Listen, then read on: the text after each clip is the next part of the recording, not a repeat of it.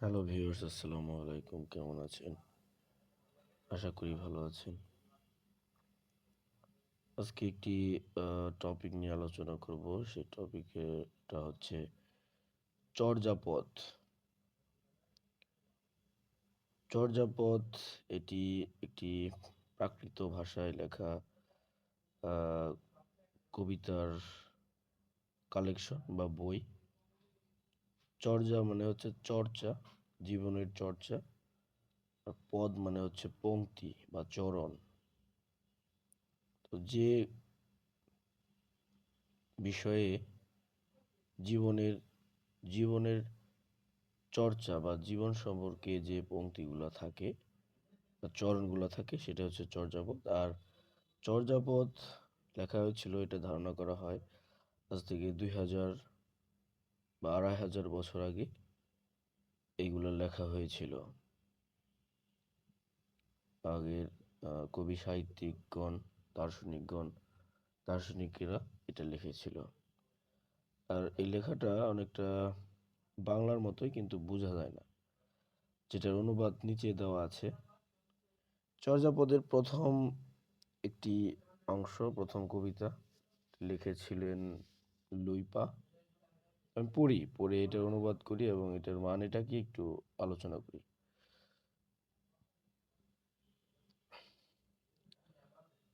কা আ তোর বড় পঞ্চবিডাল, চঞ্চল চিয়ে পৈঠকাল ধ্রু,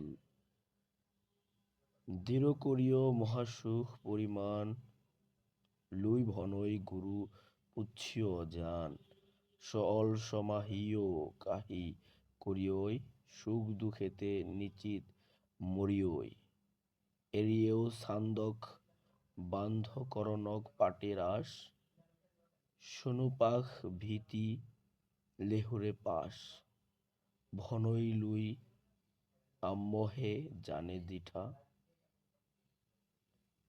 ধমন চমন বেনি পিণ্ডি বৈঠা।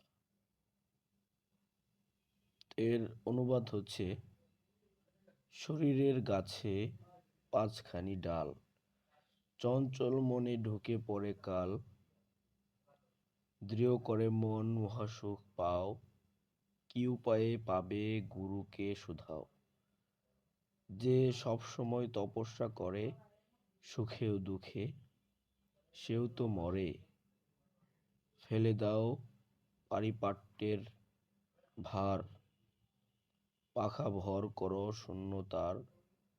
লুই বলে, করে অনেক ধ্যান, দেখেছি লবেছি দিব্য জ্ঞান। তো উপরের অংশটা না বোঝা গেলেও নিচের অংশগুলো আহ, বোঝা যায়। আমি একটু ব্যাখ্যা করি। প্রথম লাইন হচ্ছে, কা আ তরু বড় পঞ্চবিডাল। কা মানে হচ্ছে দেহ, কায়া দেহ। তরু বড় মানে হচ্ছে গাছ।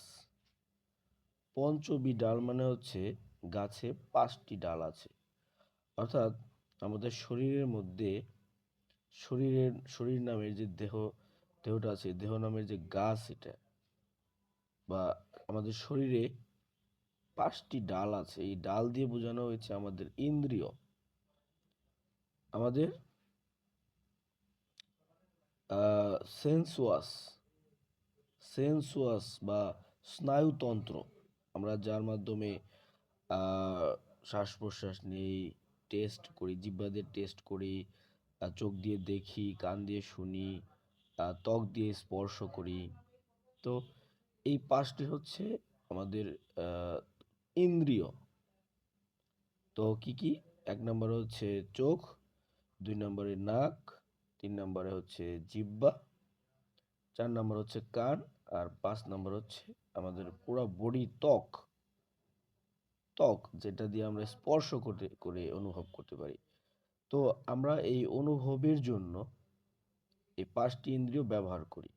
চোখ দিয়ে দেখি, নাক দিয়ে নিঃশ্বাস নিয়ে কোনো কিছু ঘ্রাণ নেই, জিহ্বা দিয়ে টেস্ট করে দেখি এটার কোন প্রকারের টেস্ট, আর কান দিয়ে শুনি,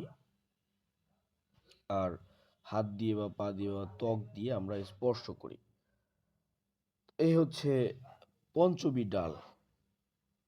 পরের লাইনে কি বলছে যে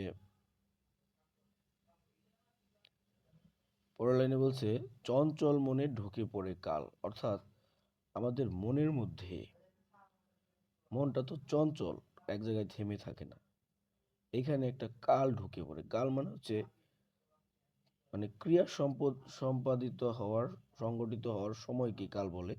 অর্থাৎ যখন আমাদের শরীরের মধ্যে কোনো ঘটনা ঘটে, আমাদের শরীরের মধ্যে যখন কোনো একটা ঘটনা ঘটে, কি ঘটনা সেটা যে কোনো কিছু হতে পারে, অসুখ বিসুখ হতে পারে, আমরা পড়ে যেতে পারি বা আমরা কোনো কিছু দেখে যেতে পারি, আমরা অবাক হয়ে যেতে পারি। তো যখন কোনো একটা বিষয়, কোনো একটা কর্মের প্রভাব আমাদের মনের মধ্যে পড়ে, তখন আমাদের এই পঞ্চ ইন্দ্রিয়গুলো টের পায়, বুঝতে পারে এবং আমাদেরকে তথ্য দেয় এই ইন্দ্রিয়গুলো। তারপর বলছে দৃঢ় করে মন মহাসুখ পাও।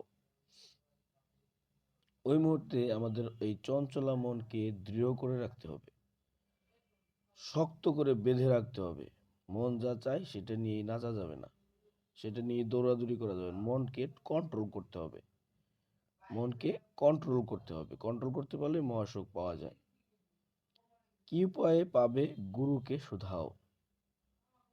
আহ, আমরা অলওয়েজ জিজ্ঞেস করি সবসময় যে ঈশ্বর, আল্লাহ তাআলা, স্রষ্টা, আমাদের শিক্ষক বা বা আমাদের গুরু, এনিথিং। তো এখানে স্রষ্টাকে বোঝানো হয়েছে, আল্লাহ পাককে বোঝানো হয়েছে যে তার সান্নিধ্য আমরা কিভাবে পেতে পারি, আল্লাহর নৈকট্য কিভাবে পেতে পারি আমরা।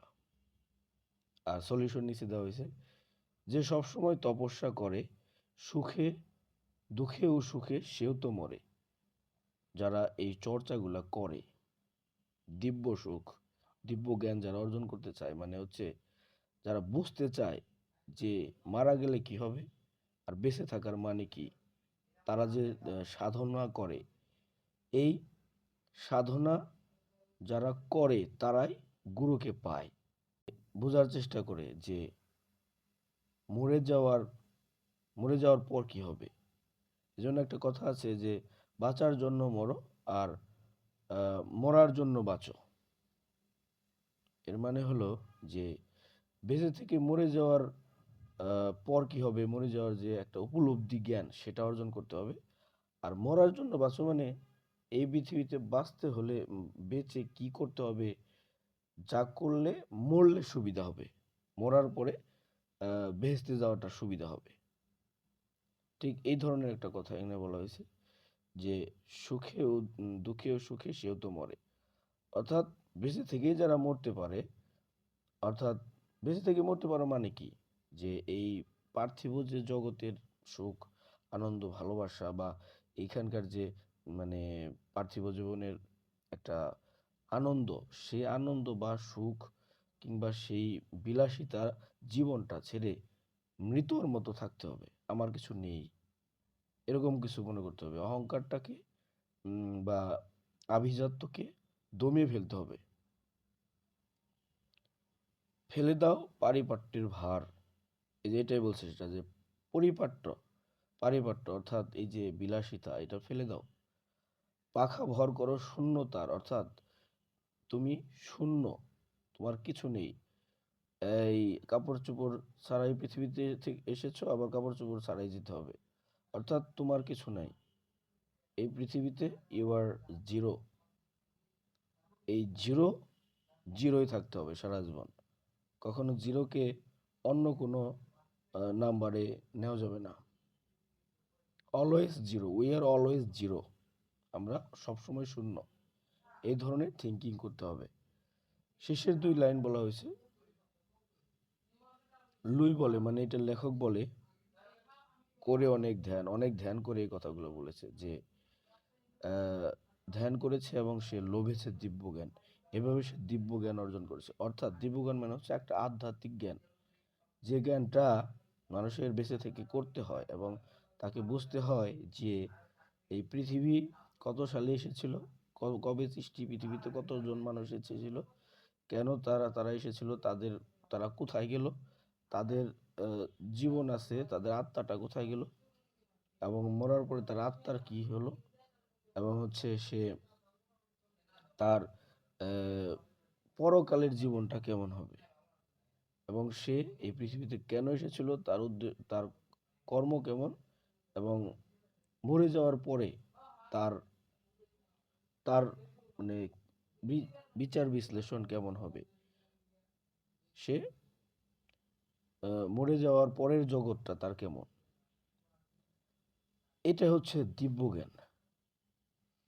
তো এই কবিতাটি আহ, অনেক একটা ধার্মিক টাইপের, ধর্মীয় কবিতার মতো, এবং এই কবিতা দিয়ে কবি আহ, আমাদের জীবনের আহ, উদ্দেশ্য কি, আমাদের জীবনের দায়িত্ব কি, আমাদের কি করা উচিত এবং কি করা উচিত নয়, তারই একটা